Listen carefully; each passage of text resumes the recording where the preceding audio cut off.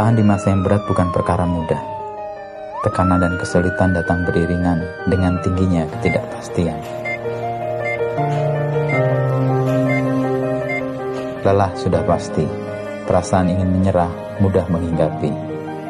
Meskipun lelah, jangan lekas menyerah. Harapan yang dirawat akan menguatkan setiap langkah.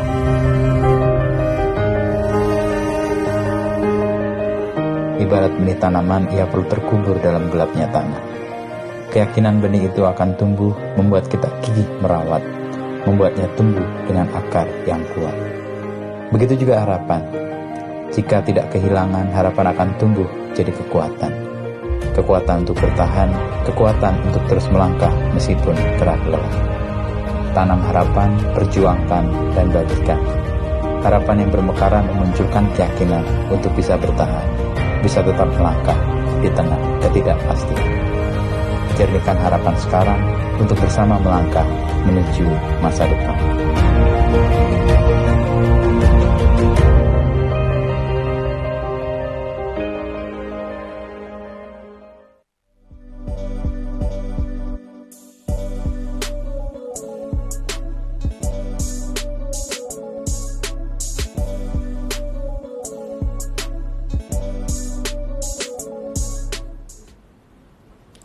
Halo sahabat Kompas.com, selamat siang semuanya. Apa kabar? Senang sekali ya pada siang hari ini saya Rara Kalesaran ini akan menemani sahabat Kompas.com semuanya secara live tentu saja di Facebook Kompas.com di program K-Talk. Nah, program K-Talk kita kali ini ya bersama dengan BKKBN yang menghadirkan perbincangan yang sangat spesial sekali ya dengan tema cegah stunting dengan hindari 4 terlalu. Nah, kalau berbicara stunting nih ya sahabat Kompas.com, Indonesia ini memang darurat stunting begitu ya.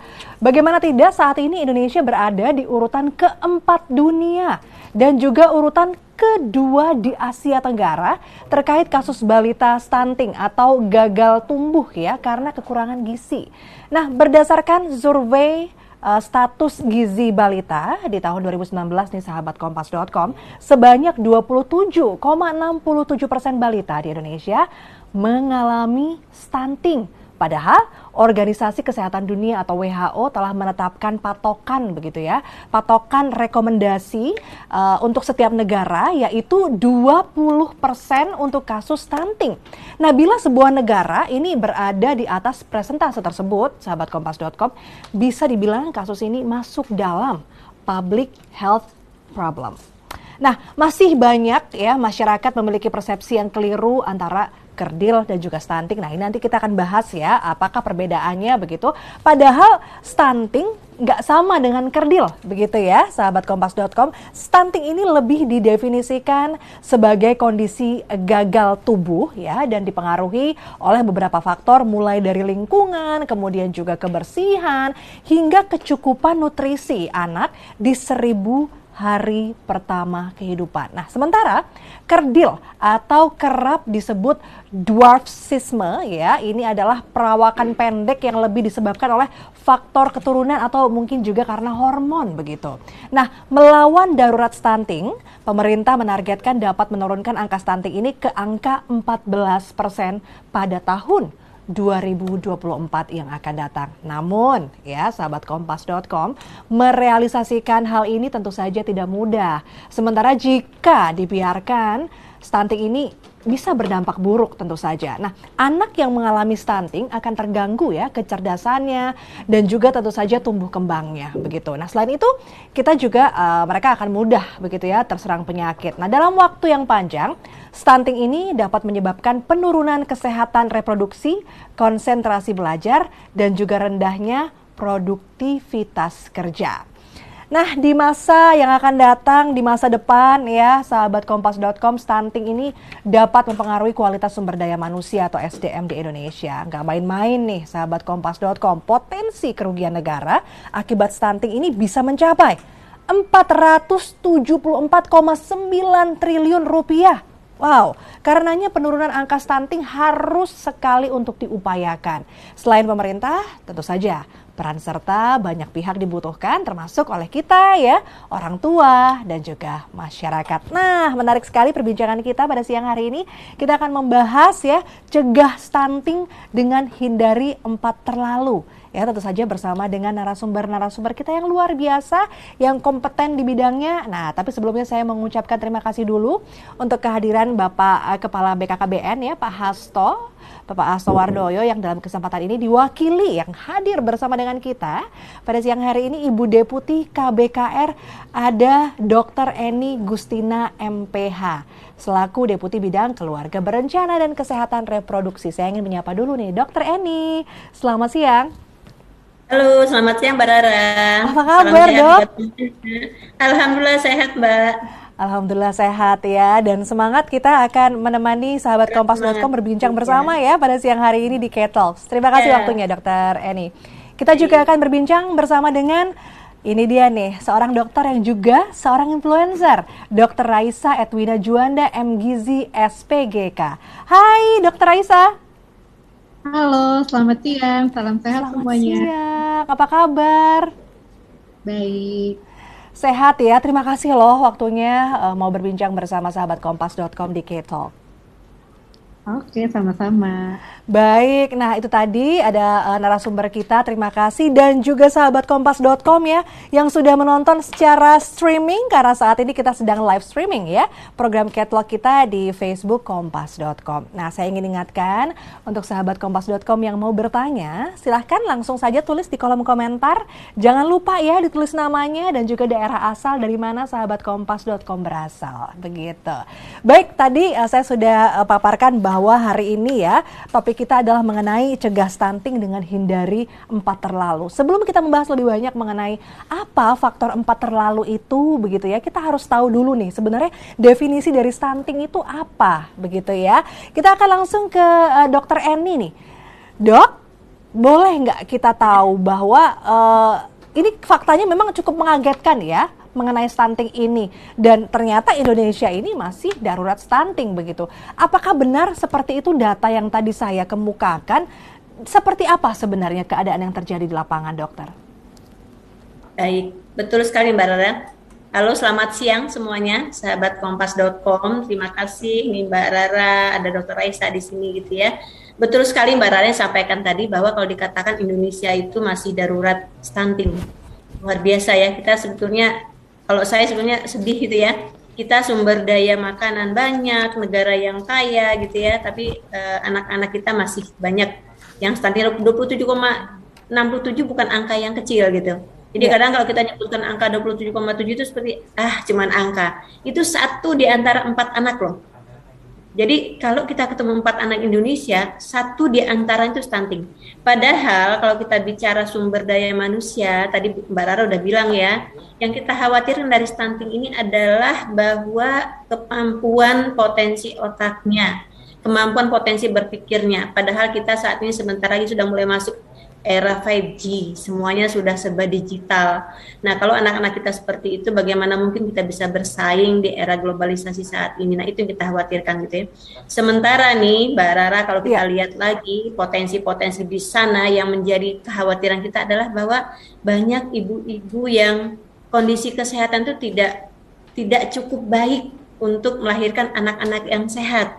Angka anemia kita masih tinggi, angka anemia pada ibu hamil masih sekitar 40%, 48% bahkan pada waktu Riskesdas 2018. Nah, ini kita takutkan. Karena anemia itu salah satu sumber utama potensi ya. Karena sel-sel darah merah yang memberi makanan pada janin-janin baru lahir. Nah, bisa dibayangkan kalau dia lahir saja sudah membawa potensi stunting, artinya ini akan mempunyai dampak 2,5 kali lipat. Saya pernah mengikuti ada beberapa penelitian, kalau anak yang lahir dengan potensi stunting itu akan menjadi anak stunting potensi 2,5 kali lipat daripada anak-anak yang lahir normal. Nah, inilah yang kita khawatirkan dan kita berharap tentunya kita perlu mempersiapkan sejak awal supaya tidak lahir anak-anak yang stunting yang akan menjadi beban bagi negara Indonesia. Itu mungkin Mbak Rara. Oke, baik. Wow, ternyata memang datanya cukup mengagetkan kita ya, dan stunting ini nyata, tapi sebenarnya kita bisa cegah ya, Dokter Eni ya? 1 dari 4 loh Mbak.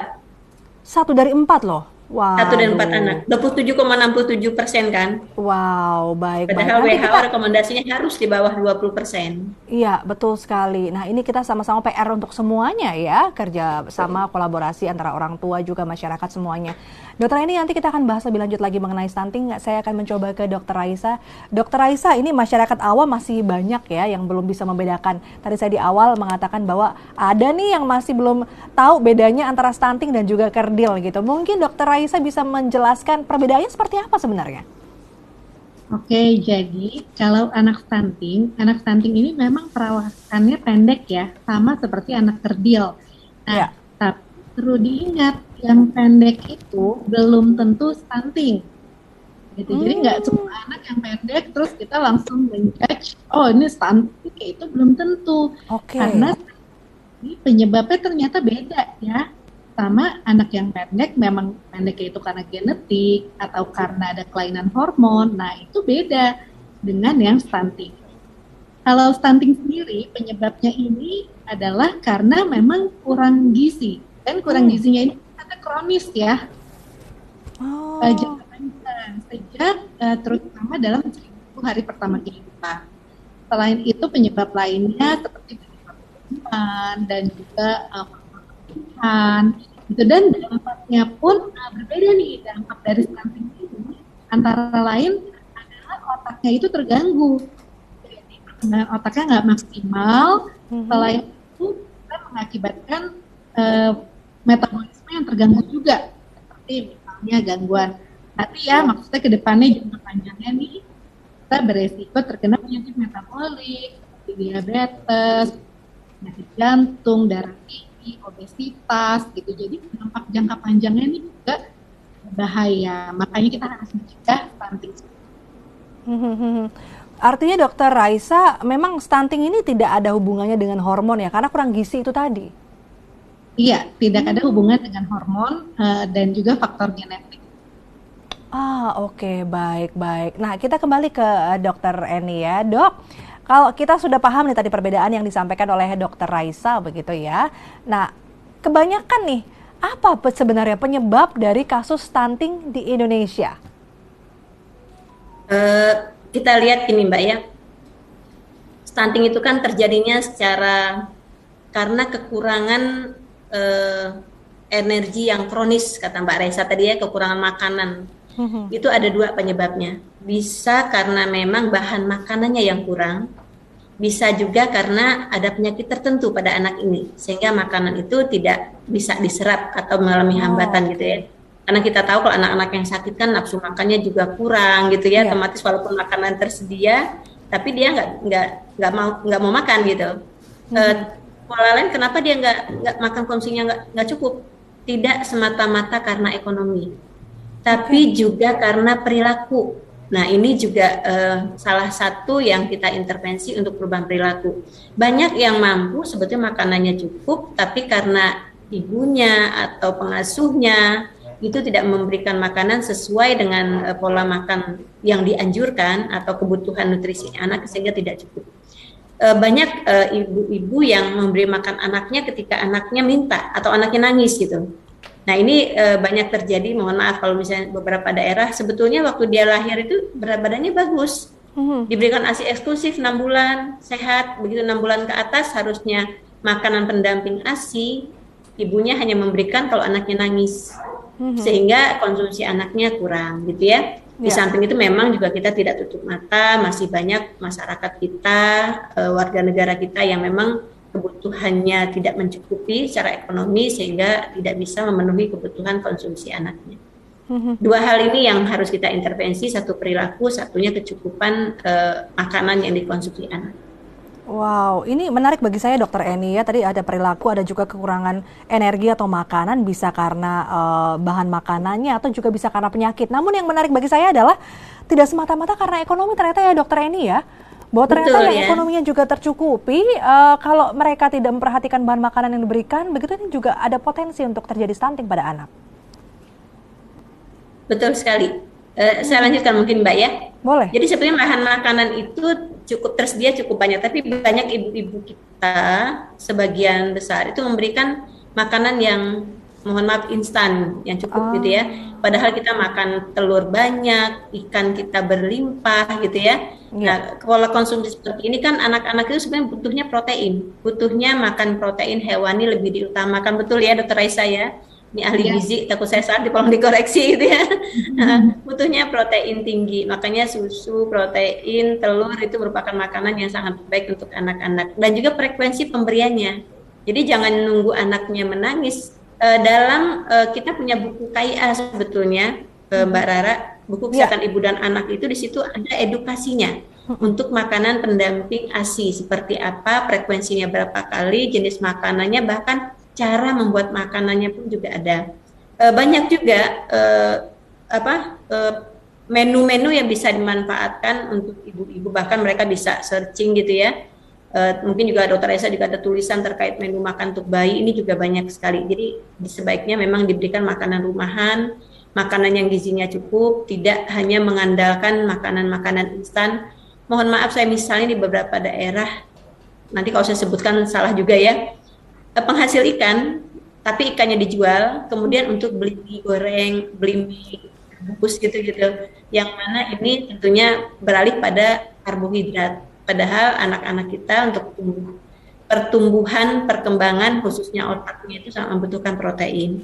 Nah, ini mesti kita sampaikan kepada masyarakat, edukasi kepada masyarakat bahwa makan konsumsi ikan itu adalah hal yang sangat penting. Padahal selama ini kalau kita ngomong ikan tuh dianggap kelas 2 ya. Contohnya aja kalau misalnya kita ada acara makan bersama atau pesta atau apalah, itu kayaknya kalau nggak ada dagingnya, nggak ada ayamnya itu belum dianggap makanan yang cukup. Betul. Ikan itu biasa sumber proteinnya dan harganya mungkin tidak semahal daging atau ayam gitu. Itu mungkin Mbak terkait dengan pola-pola yang harus mungkin menjadi perhatian dari masyarakat untuk merubah pola makan yang sehat demi untuk mencegah stunting pada anak-anak. Pola makan yang sehat, penuh protein. Betul begitu, Dokter Raisa? Ya, betul sekali. Jadi memang pemberian empati ini perlu diperhatikan ya, usianya usia 6 bulan sudah diberikan, dan sebelum itu juga ASI eksklusif itu juga penting nih diberikan. 6 bulan yang nggak boleh kurang, nggak boleh juga kelebihan ya? Ya, sebenarnya tergantung juga dari kecukupan anak masing-masing nih, kesanggupan anak tersebut. Kadang-kadang memang ada beberapa anak yang telat ya, misalnya dia belum bisa duduk sendiri, jadi atau ada masalah atau ada penyakit lainnya, nah itu bisa agak telat. Tapi kalau untuk anak yang normal, seharusnya diberikan usia 6 bulan. Oke, baik. Dokter Raisa, masih kepada Dokter Raisa begitu ya, mungkin bisa memberikan indikasi-indikasi, contoh-contoh gitu ya. Seperti apa sih kira-kira ketika seorang anak ini mengalami stunting? Jadi supaya kita lebih aware nih, Dokter Raisa, silakan. Oke, jadi ini perlu buat ibu-ibu nih ya, nggak hanya ibu-ibu sih, bapak-bapak juga perlu memperhatikan anaknya nih. Jadi sekarang itu ada grafik tinggi badan berdasarkan usia, namanya grafik kurva pertumbuhan WHO. Nah, itu cari di internet banyak, tinggal dilihat dan tinggal diplotkan nih usia anak. Jadi usia sama tinggi badannya. Kita plotin di mana tuh titiknya adanya. Kalau titiknya itu adanya di bawah grafik, di bawah standar deviasi 2 ya. Dan itu di bawah terus-terusan nih. Seharusnya kan tiap bulan naik. Tapi kan naik. Ini kok titiknya di bawah, terus di bawah lagi. Nah, itu ada kemungkinan anaknya stunting. Jadi penting untuk memeriksa tinggi badan anak, berat badan anak secara rutin. Kalau bingung, bisa dibawa ke puskesmas, posyandu, ke tempat kesehatan terdekat. Nah, lalu ada indikasi lainnya. Contohnya, misalnya berat badannya turun terus. Harusnya ini kan berat badannya naik ya. Berat badan, tinggi badan naik. Ini kok malah berat badannya turun, tinggi badannya nggak naik-naik. Terlihat pendek, terlihat kurus. Lalu kemampuan belajarnya juga nggak sesuai sama usianya. Jadi contohnya, misalnya usia 6 bulan, seharusnya anak tersebut sudah bisa mulai duduk tegak, mulai belajar makan ya mulai ambil-ambil mainan. Nah, tapi kalau anak stunting ini di usia 6 bulan nggak bisa ngapa-ngapain. Mungkin tengkurap juga belum bisa. Nah, ini perlu jadi perhatian juga nih. Kenapa nih anak saya? Dan yang terakhir adalah anaknya juga mudah terkena berbagai penyakit. Jadi mudah infeksi. Seperti itu. Oke, berarti melihat grafik, kalau nggak salah namanya KMS nggak sih zaman dulu itu kartu sehat itu? Iya ya. Nah Ya, itu dilihat grafiknya ya dok ya. ya benar sekali. Sudah pas belum tinggi badannya dengan usianya, berat badannya itu penting banget ya. Nah kita kembali ke Dokter Eni ya, Dokter Eni. Kalau kita bicara stunting ini cukup apa ya menyedihkan begitu. Nah bahayanya jangka panjangnya yang mengancam negara kita bangsa Indonesia apabila kita tidak mengentaskan kasus stunting ini atau tidak kita kurangi lah begitu. Bagaimana nih Dokter Eni? Baik, ya. Tadi saya mungkin menambahkan informasi Dr. Raisa tadi, gitu ya. Ya. Kita bisa melihat melalui kartu menuju sehat KMS dan juga sudah ada grafik tinggi badan berdasarkan umur. Ya. Dua ini yang mesti harus kita lakukan secara rutin. Memang kalau berat badan per bulannya, Dr. Raisa ya diukurnya. Kalau tinggi badan itu bisa 6 bulan sekali dilihatnya, karena kan tidak setiap bulan Mbak Rara dilihat tinggi badannya gitu ya. 6 bulan sekali kita bisa lihat tinggi badannya. Apa sih dampak yang kita khawatirkan? Seperti disampaikan tadi oleh Mbak Rara juga, ketika anak itu kekurangan makanan dalam jangka waktu lama, otomatis pertumbuhan tinggi badan dan berat badannya akan terhambat. Tapi yang justru kita khawatirkan adalah perkembangan otaknya. Artinya, kalau dalam jangka waktu lama kan juga nutrisi buat perkembangan otaknya juga terhambat. Padahal justru dalam 2 tahun pertama itulah 85% perkembangan otak itu terjadi. Jadi kalau sudah lewat 2 tahun itu tinggal 15% lagi Mbak, menuju sampai 5 tahun perkembangan otaknya. Ini yang kita khawatirkan. Nah karena perkembangan otaknya terhambat, secara otomatis kemampuan intelijensianya, kemampuan daya pikirnya itu akan di bawah normal. Sekali lagi saya sampaikan tadi kan justru inilah yang menjadi modal bangsa ini ke depan. Ini yang kita khawatirkan. Makanya kita harus segera intervensi ini, jangan menurunkan angka-angka stunting ini supaya kita mendapatkan generasi-generasi yang sehat. Nah, kalau pola pikirnya saja sudah di bawah normal, artinya dia pun juga akan lebih mudah untuk terpengaruh oleh toksik-toksik di luar. Karena dia kemampuan kognitifnya tadi ya, Dr. Saya mau dikoreksi kalau saya salah. Jadi kemampuan dia untuk nalarnya, untuk mampu bertahan, untuk mampu menyerap, dan lain sebagainya pasti juga akan lebih rendah. Karena kita mengharapkan justru generasi-generasi kita ke depan ini, generasi berkualitas, yang punya daya saing, yang punya mampu berinovasi, dan seterusnya gitu. Betul. Itu mungkin Mbak Rara yang kita khawatirkan. Nah, saya jadi dan ini penasaran. Satu lagi. Iya. Bahwa stunting ini, pemutusannya itu melalui 2 generasi. Mengapa? Karena kalau anak perempuan itu sudah stunting, di situ sudah terbentuk sel-sel telur yang kelak akan menjadi turunannya. Jadi dikatakan untuk memutuskan generasi stunting ini membutuhkan 2 generasi pada anak perempuan. Nah inilah yang juga harus kita perhitungkan ke depan. Jadi ini seolah-olah seperti lingkaran apa ya? Kalau lingkaran setan salah juga, lingkaran yang tidak terputus-putus kalau kita selalu melahirkan anak yang dengan stunting tadi. Wow, ini fakta yang cukup menarik nih. Baru saya dengar bahwa untuk 2 generasi untuk bisa mengintervensi stunting ke depan. Wow, untuk perempuan yang terkena stunting ini ternyata bisa menularkan loh kepada anak, yang menurunkan begitu ya, ada faktor genetik ternyata di sana ya. Karena sel-sel telur itu sudah ada sejak dia dilahirkan. Baik. Nah ini saya jadi penasaran tadi yang disampaikan sama Dokter Eni bahwa 2 tahun pertama ini perkembangan otaknya 85%. Artinya saya jadi menyimpulkan mungkin di luar sana banyak yang nggak sadar bahwa ternyata dia stunting dan terus dibiarkan sampai dengan dewasa remaja. Nah mungkin Dokter Raisa bisa membantu untuk menerangkan begitu ya dampaknya untuk mereka yang akhirnya telat taunya stunting begitu ya dan sudah menginjak masa remaja atau dewasa, seperti apa yang mereka alami?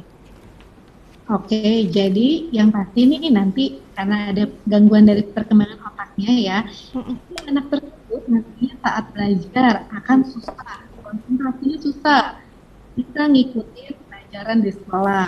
Nah tentunya saat anak ini lulus, dia akan cari kerja kan? Nah, kerja dapatkan pun nantinya tidak akan bisa yang terlalu baik, nggak akan bisa yang terlalu bagus pekerjaannya. Nah, ini berdampak pada kesuksesan seseorang juga nih nantinya. Selain kita ngomongin masalah ekonomi, ya tentunya ekonomi juga akan berdampak nantinya ya. Kalau pekerjaan lebih baik, tentunya ekonomi lebih baik. Jadi masalahnya nih akan panjang nih. Ekonominya kurang, kesuksesannya terdampak juga, dan juga anak tersebut juga rentan mengalami penyakit lainnya tadi.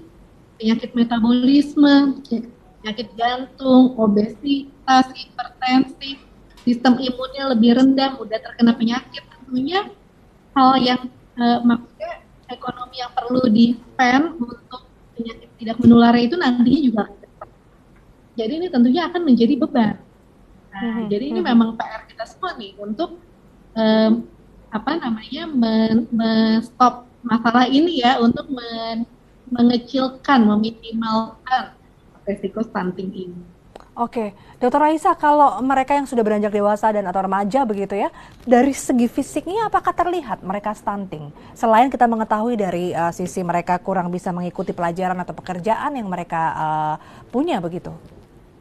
Ya, jadi kalau dari sisi fisik, bisa jadi memang dia terlihat lebih pendek dibandingkan dengan sekitarnya.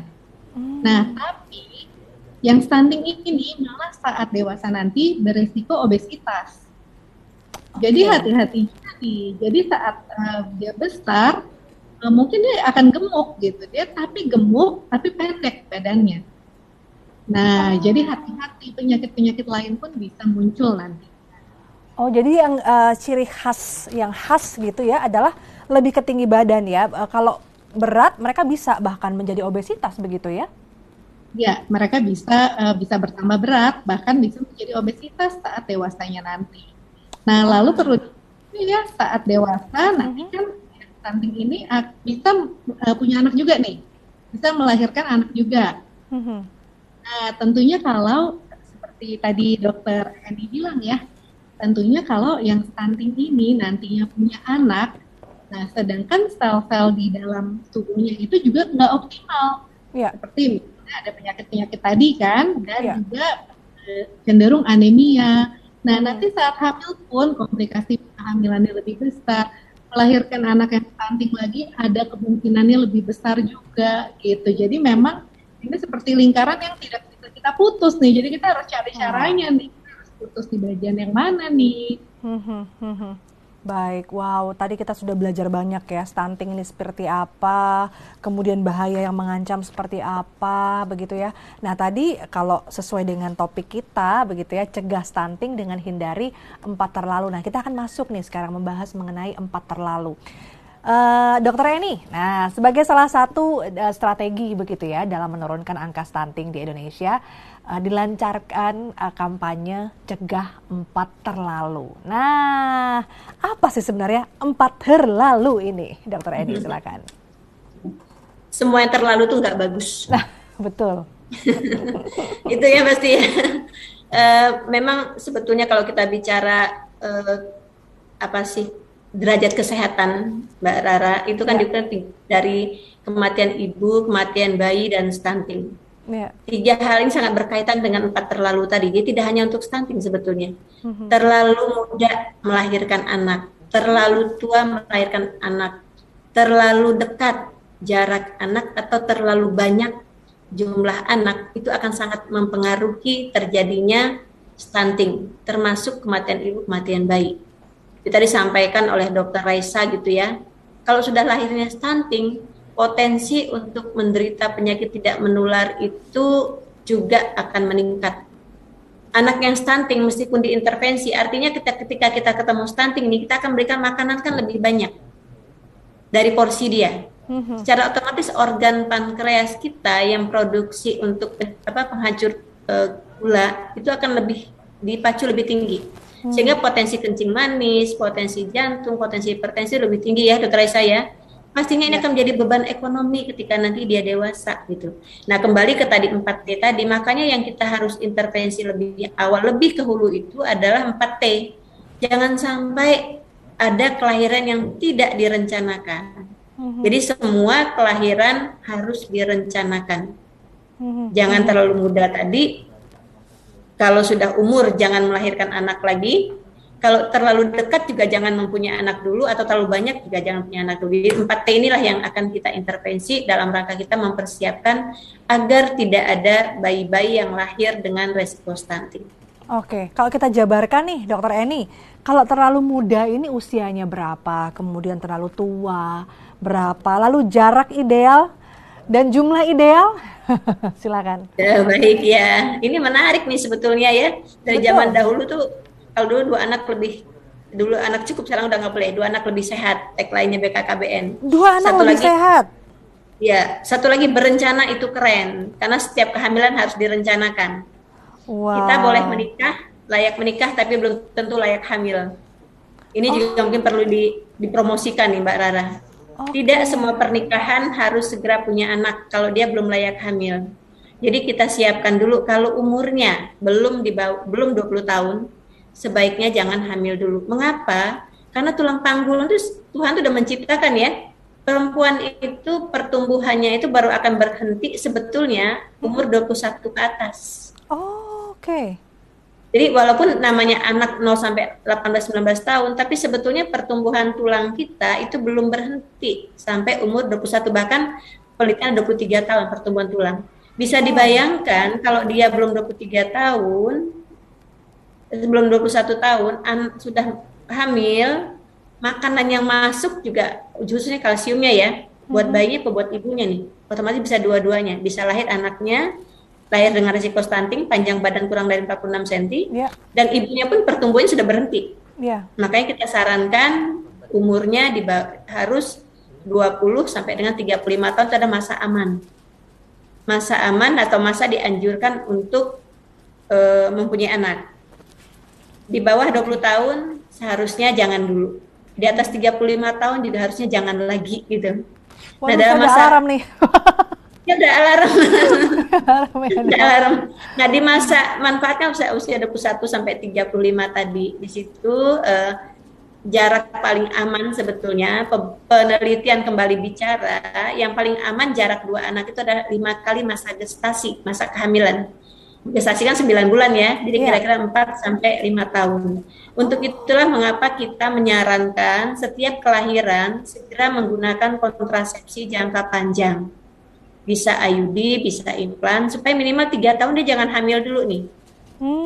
Oke, Setelah 3 baik. tahun kontrasepsinya dicabut atau dilepas, dia hamil, jadi jarak kelahiran tuh kira-kira 4 atau 5 tahun gitu. Itu masa yang resiko paling rendah untuk kematian ibu. Jadi kita bisa juga selain mencegah stunting juga mencegah kematian ibu, kematian bayi dengan membangun atau menciptakan jarak interval kelahiran yang aman tadi.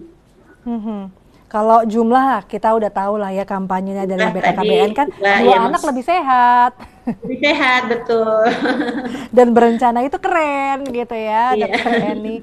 Oke, baik. Ya, tadi kalau Dokter Eni sudah sangat menjelaskan dengan gamblang sekali, dengan jelas sekali begitu ya, hubungannya menikah terlalu tua dengan stunting, kemudian juga menikah terlalu muda, dampaknya juga seperti apa.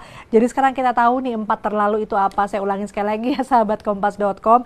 Terlalu muda melahirkan itu di bawah 20 tahun ya. Kemudian juga terlalu tua melahirkan, kalau bisa di atas 35 tahun sudah berhenti saja begitu ya. Kemudian juga terlalu dekat jarak anaknya, yang ideal 4 sampai 5 tahun begitu ya. Iya, Dokter betul. Eni, baik. Kemudian juga terlalu banyak. Nah, ini ya sudah.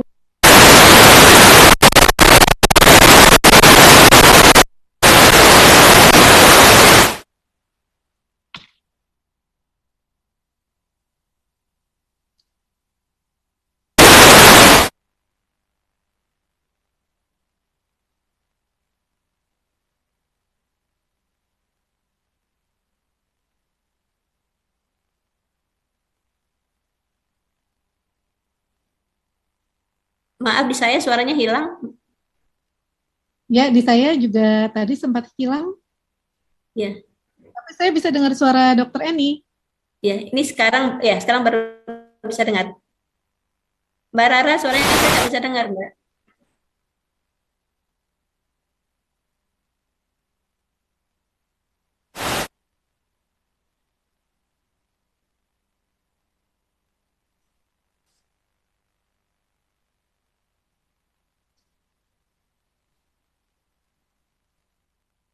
Halo, Dokter Raisa dengar suara saya?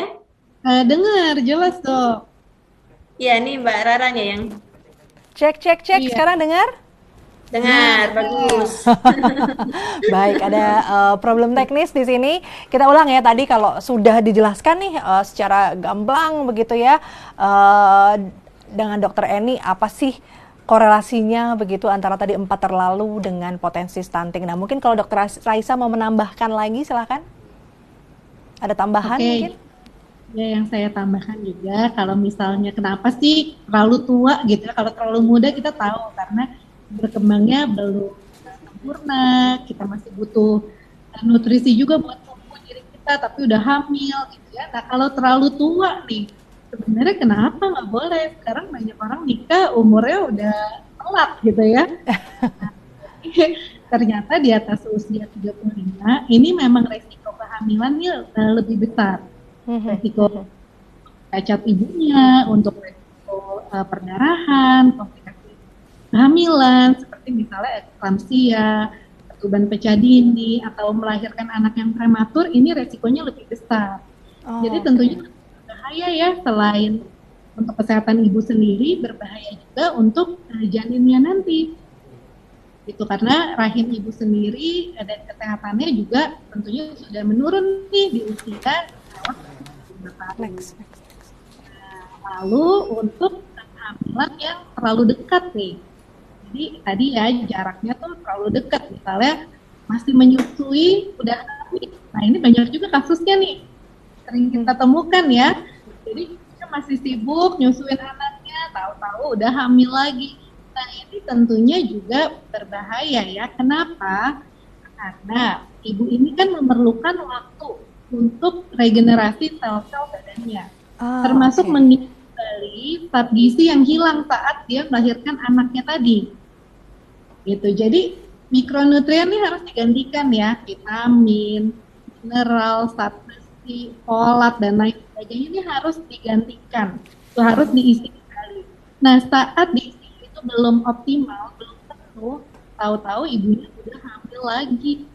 Di sisi lain dia masih harus lagi, jadi kebayang nggak ya? Halo? Wah, Dokter Raisa nih suaranya hilang nih. Dokter Raisa agak terputus. Dokter Eni, kalau saya tertarik nih tadi ada disebutkan juga ada resiko prematur begitu ya. Apakah kalau bayi prematur tidak selalu ya akan menjadi stunting nantinya? Resiko, tapi itu beresiko. Oh, beresiko. Jadi bayi beresiko stunting itu ketika dia lahir prematur. Ketika dia lahir panjang badan kurang dari 48 cm atau berat badan kurang dari 2.500 gram. Itu resiko-resiko untuk terjadi stunting. 2,5 kali lipat, Mbak, secara penelitian dikatakan. 2,5 kali lipat. Ya, dibanding anak yang normal. Baik, Ini yang harus baik. kita cek.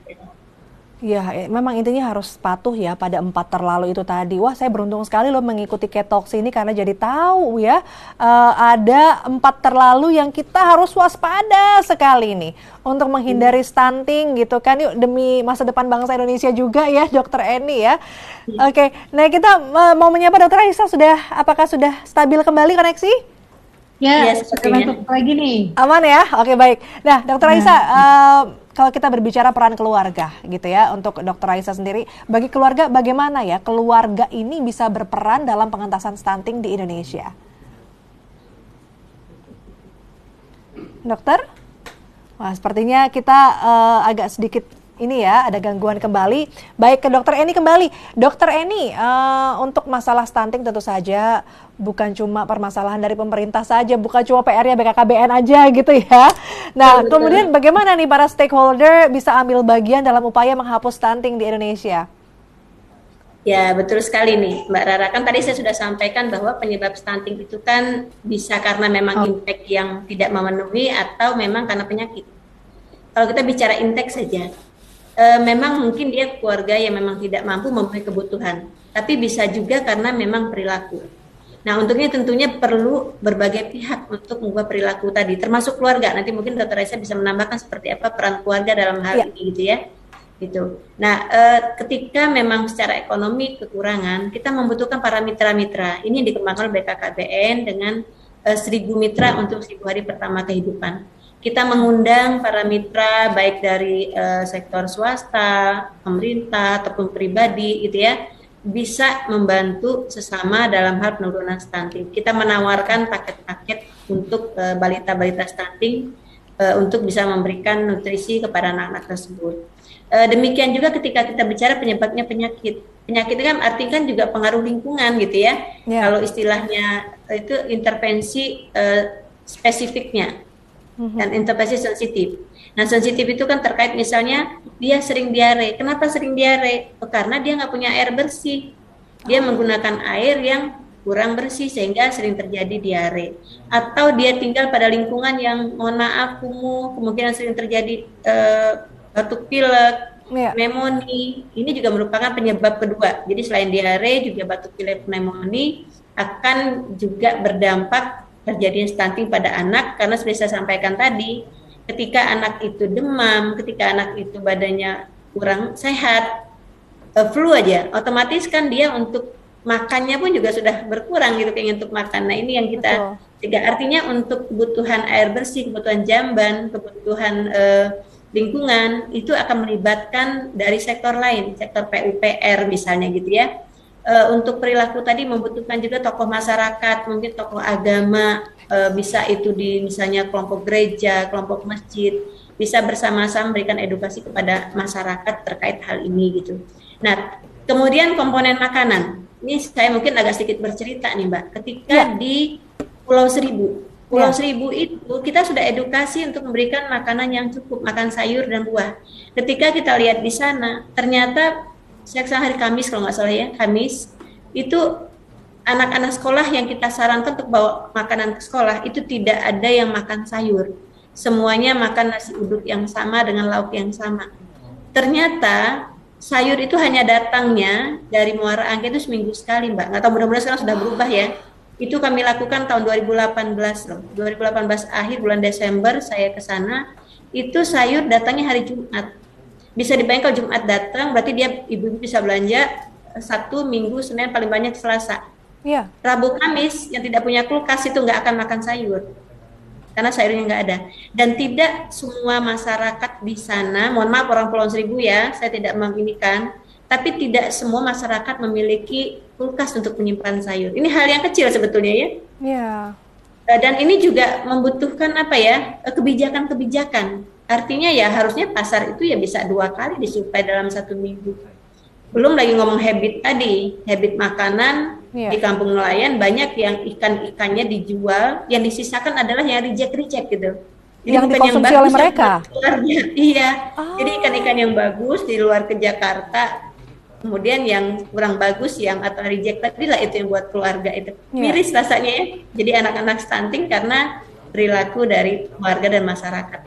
Seperti itu yang jelas sekali di sini bahwa memang peran serta keluarga tuh luar biasa begitu ya dan terus saya pikir iya masyarakat. Nah kalau tadi kita lihat di Kepulauan Seribu, saya pikir wah sehat nih pasti banyak makan ikan, proteinnya tinggi, tapi ternyata nggak cukup ya, tetap harus juga sayur begitu ya.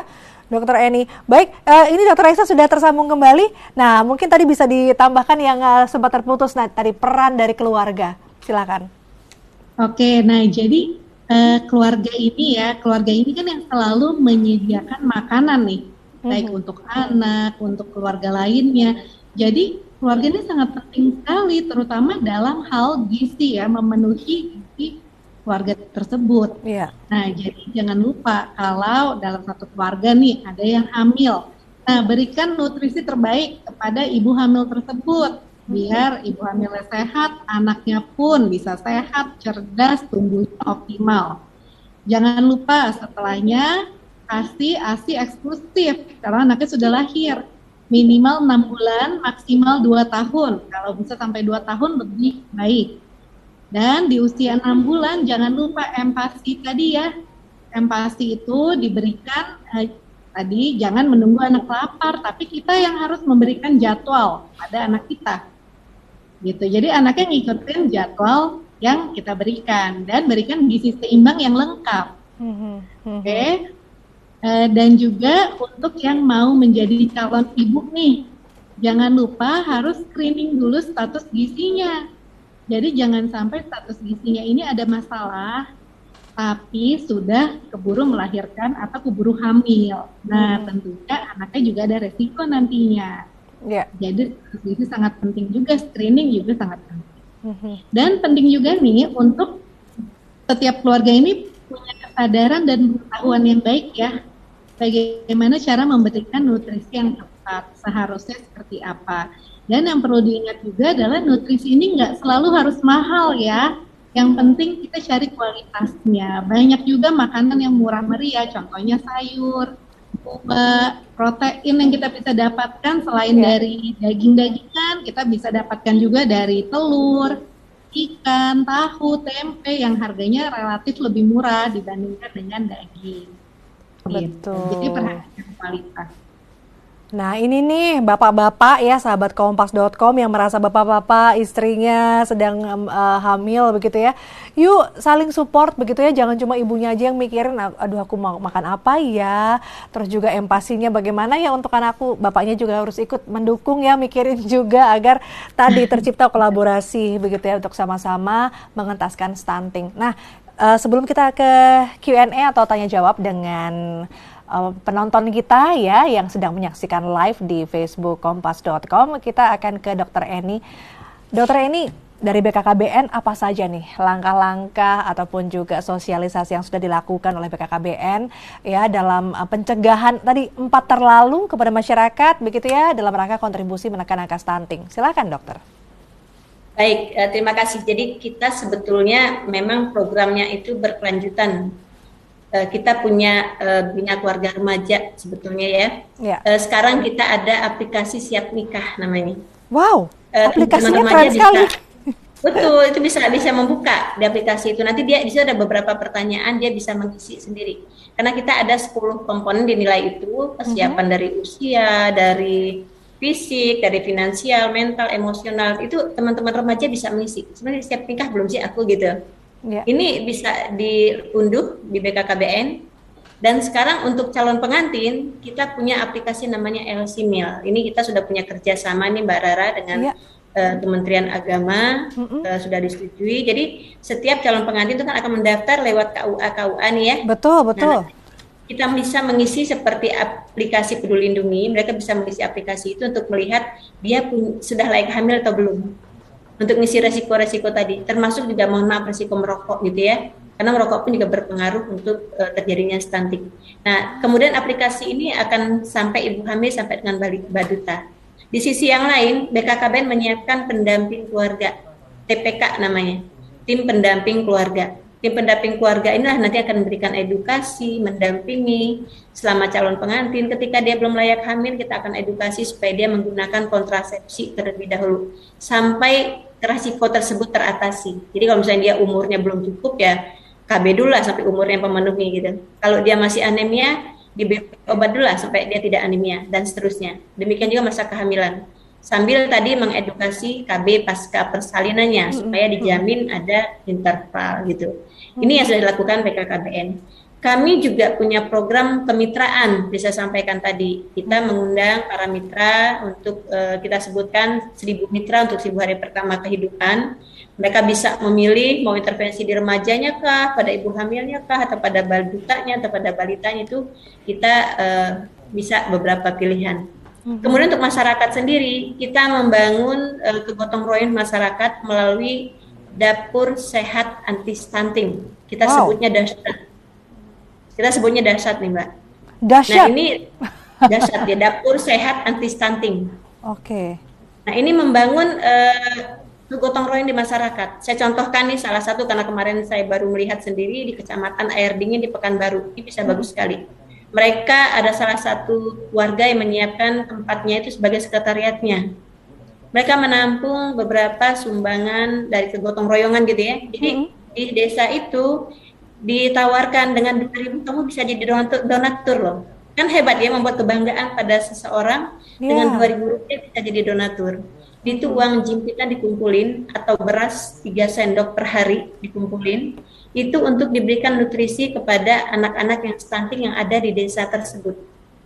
Mereka sudah 2 kali memberikan bantuan melalui urunan dari masyarakat tadi.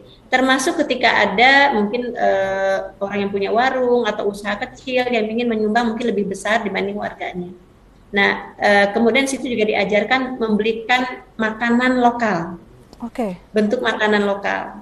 Jadi saya melihat sungguh ini contoh yang baik mungkin ya, contoh yang saya lihat mungkin benar tempat lain bisa mencontoh. Sumbangan itu bisa uang 2.000, bisa beras 3 sendok, bisa telur. Kemudian masyarakat sendiri yang membuatkan menunya untuk diberikan pada anak-anak tersebut. Dan mereka menanam sayur di situ, Mbak. Menanam usaha sayur. Sayur ini di samping untuk juga mereka masak, juga katanya sebagian dijual. Hasil penjualnya pun juga sama untuk membantu nutrisi kepada anak-anak yang stunting tadi.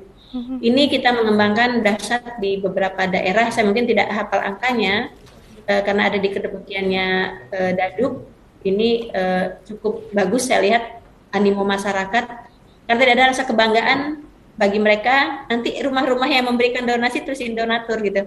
Ditempel di rumahnya, ditempelin donatur, dan donatur ini pun juga stikernya pun sumbangan dari orang gitu, jadi nggak pakai modal juga.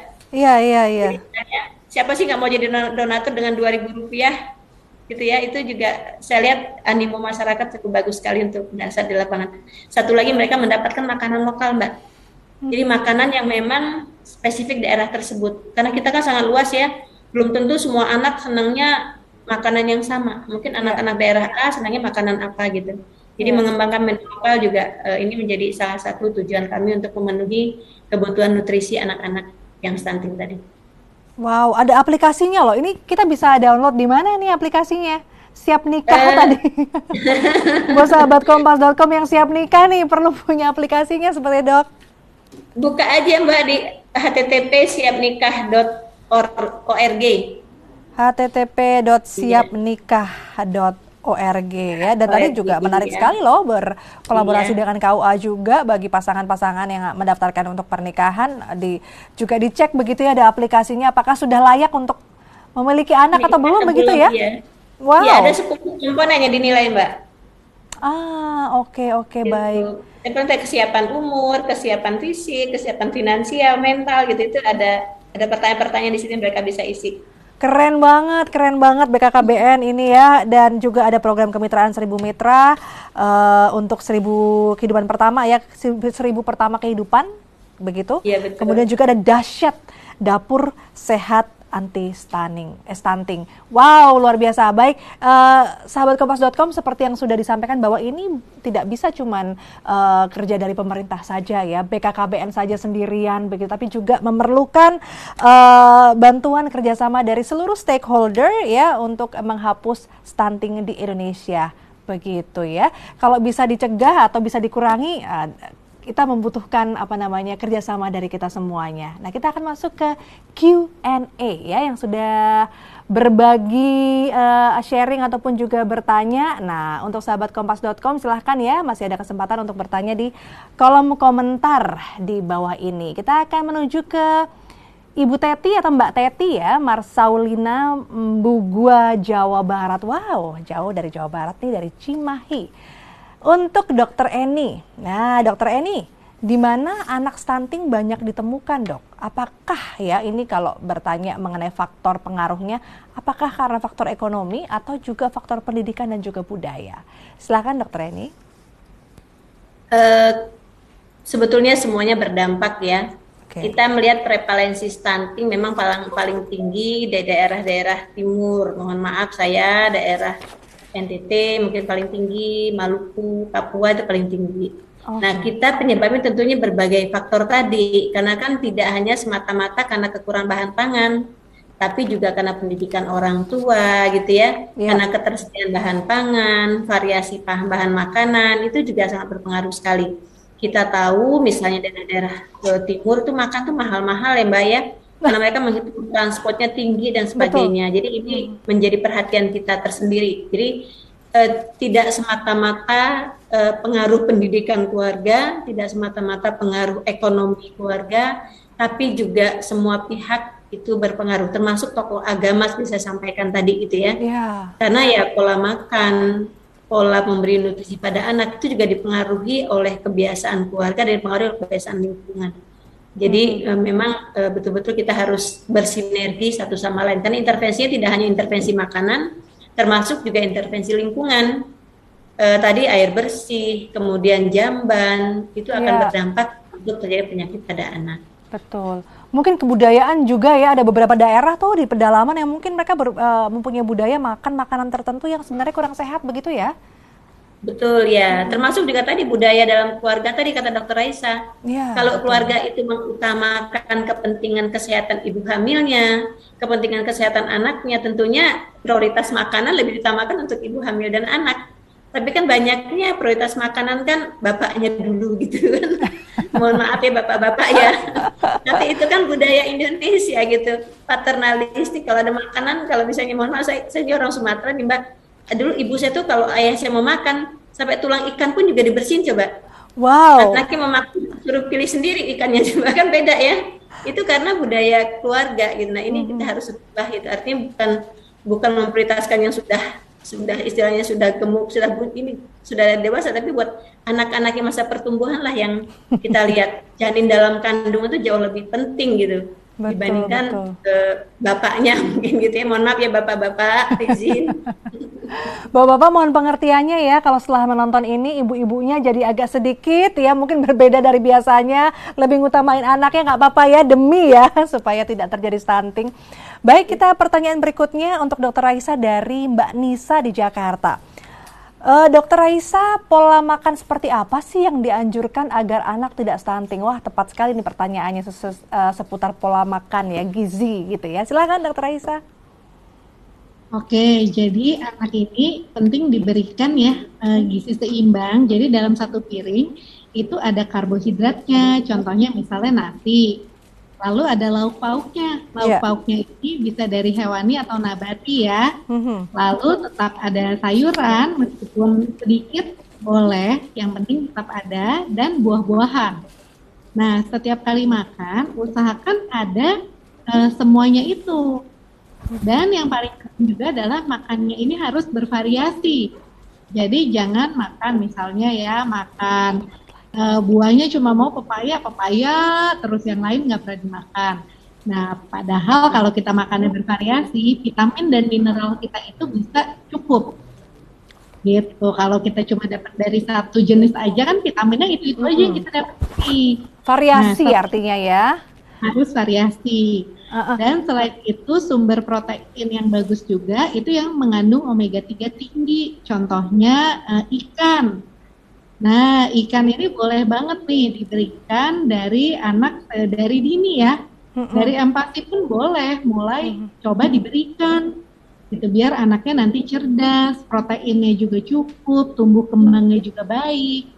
Gitu. Oke, baik. Dr. Raisa, kalau dulu kita kenal 4 sehat 5 sempurna sampai sekarang masih berlaku nggak nih? Ya, sekarang udah nggak berlaku nih. Sekarang udah nggak berlaku? Gizi seimbang. Iya. Gizi seimbang. Oke. Gizi seimbang.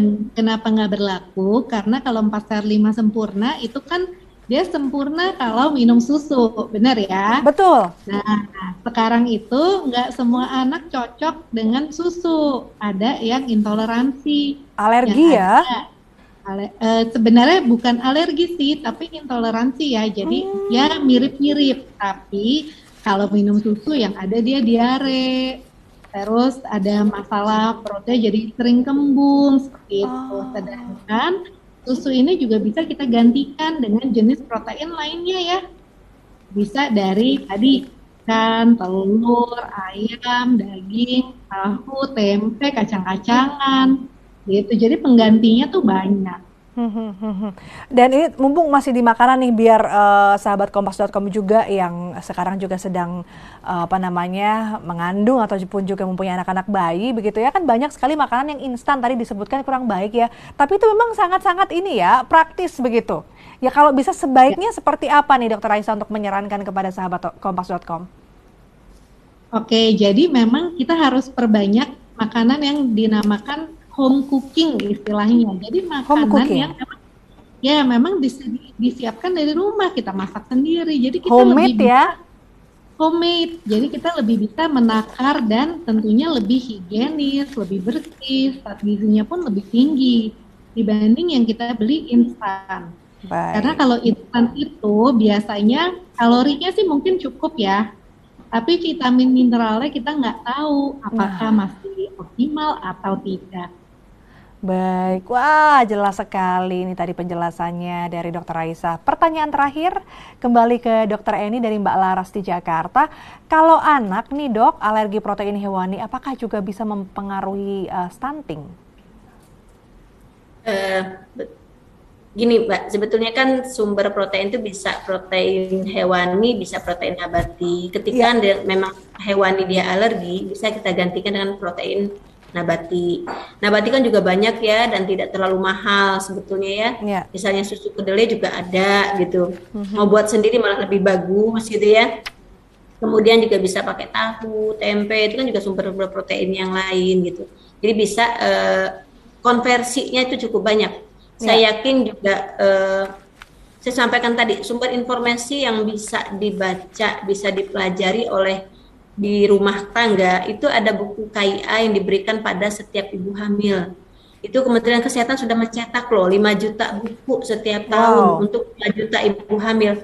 Ya Mbak, karena 5 juta loh Mbak setiap tahun di Indonesia ini kehamilan. Dan itu sudah disiapkan bukunya gitu. Apalagi di pandemi ya, dok?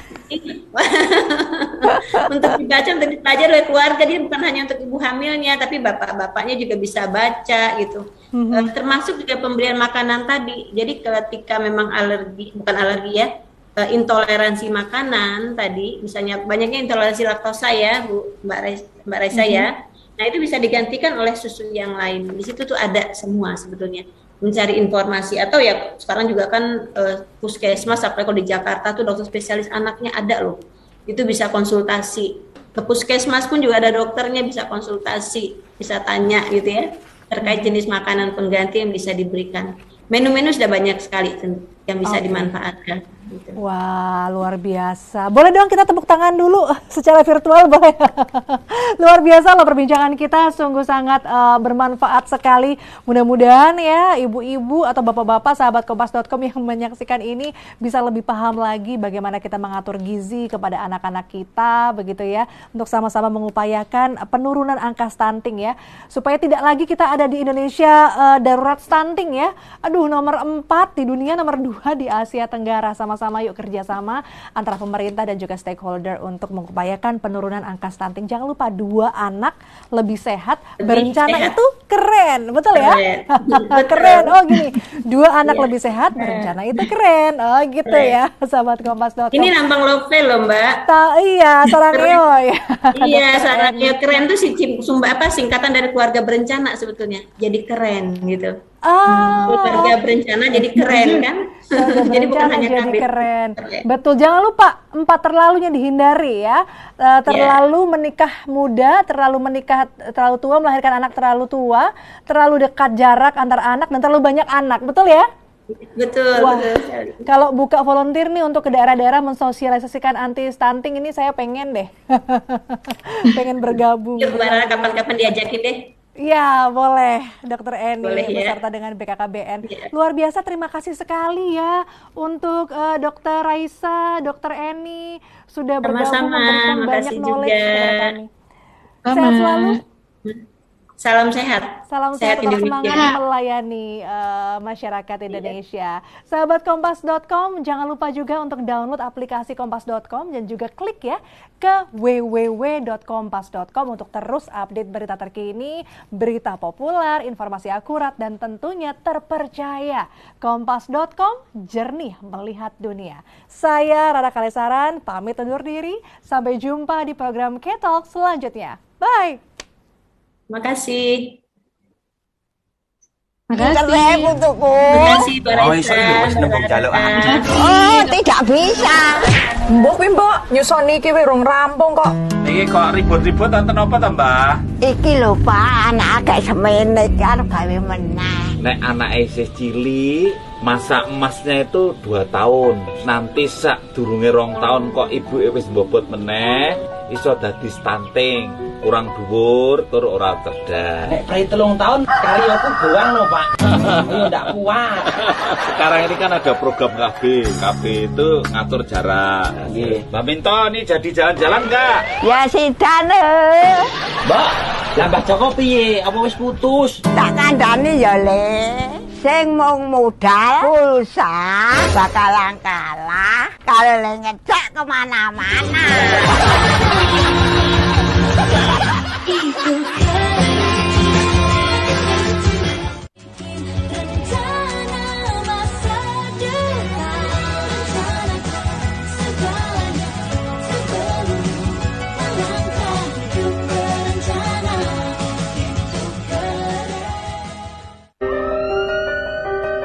Tahan di masa yang berat bukan perkara mudah.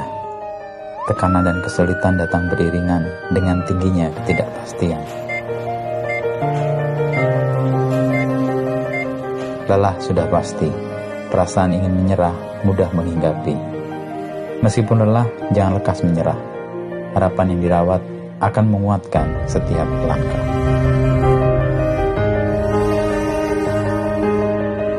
Ibarat benih tanaman, ia perlu terkubur dalam gelapnya tanah. Keyakinan benih itu akan tumbuh, membuat kita gigih merawat, membuatnya tumbuh dengan akar yang kuat. Begitu juga harapan. Jika tidak kehilangan, harapan akan tumbuh jadi kekuatan. Kekuatan untuk bertahan, kekuatan untuk terus melangkah meskipun kerap lelah. Tanam harapan, perjuangkan, dan bagikan. Harapan yang bermekaran memunculkan keyakinan untuk bisa bertahan, bisa tetap melangkah di tengah ketidakpastian. Jernihkan harapan sekarang untuk bersama melangkah menuju masa depan.